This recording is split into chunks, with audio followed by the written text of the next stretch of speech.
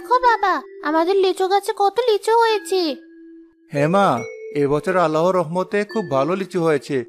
ভালোই ভালো লিচুগুলো বাজারে নিতে পারলে এবছর খুব ভালো ব্যবসা হবে।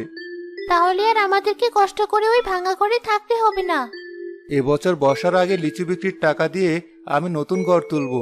এবার বাড়িতে চল, না হলে তোর মা আবার বকাঝকা করবে।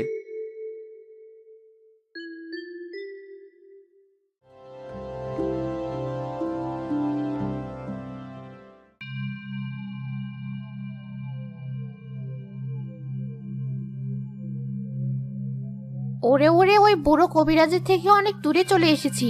ও কি করে আমাকে খুঁজবে এবার আমিও দেখব। আরে, এমন সুগন্ধ আসছে কোথা থেকে? ওই তো, ওই বাগান থেকেই তো আসছে। যাই তো, গিয়ে দেখি কি আছে ওখানে।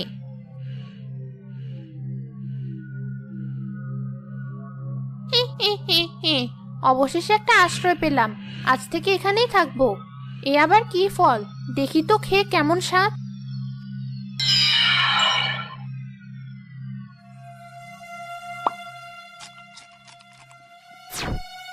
ফল তো নয়, যেন অমৃত। যেমন স্বাদ তেমন মিষ্টি। যাক, থাকার সাথে সাথে কদিনের খাবারেরও জোগাড় হয়ে গেল।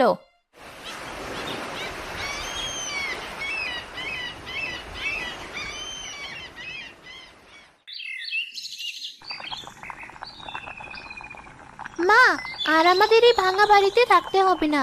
কদিন পর আমাদেরও নতুন বাড়ি হবে। তোর মাথায় এসব আজগুবি চিন্তাকে দিয়েছে। জেগে জেগে স্বপ্ন দেখা বাদ দে। বাহ, স্বপ্ন দেখলাম কোথায়? বাবাই তো বলেছে লিচু বিক্রি করার টাকা দিয়ে এবার নতুন ঘর তুলবে। ওই তো বাবা আসছে, বাবাকে জিজ্ঞেস করো। কি হয়েছে মা? সকাল সকাল মা মেয়ের আবার কি নিয়ে বেঁধেছে? কি নিয়ে আর বাঁধবে? তোমার মেয়ে দিনে দুপুরে স্বপ্ন দেখছে আমাদেরও নাকি নতুন বাড়ি হবে, সেই স্বপ্ন। ভুল কিছু তো বলেনি।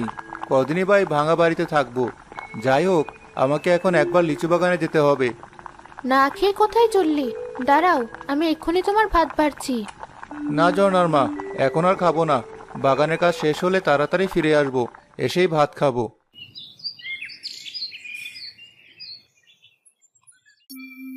আরে রাশেদ ভাই, কোথায় চললেন এত সকাল সকাল? কোথায় আর যাবো ভাই, এই তো বাগানের দিকেই যাচ্ছিলাম। তাই নাকি?